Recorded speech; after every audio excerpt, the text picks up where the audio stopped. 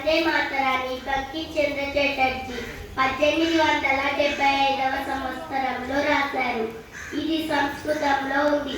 1882లో ఆనంద్ మఠ్ నవలలో ఈ గేయాన్ని చేర్చడం జరిగింది. వందే మాతరం స్వాతంత్ర సమయంలో జాతిని ఏకం చేసిన నినాదం. వందే మాతరం అంటే తల్లి నీకు వందనం. వందే మాతరాన్ని 1896లో కలకత్తాలో జరిగిన కాంగ్రెస్ సభలో రవీంద్రనాథ్ ఠాగూర్ దీనిని తొలిసారిగా ఆలపించారు.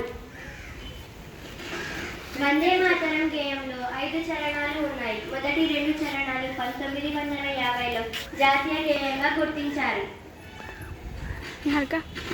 నవంబర్ 7, 2025 నుండి నవంబర్ 7, 2026 వరకు దేశవ్యాప్తంగా వందే మాతరం 150 వసంతాల వేడుకలు జరుగుతున్నాయి.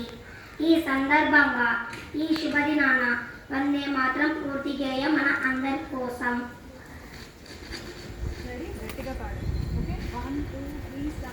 వందే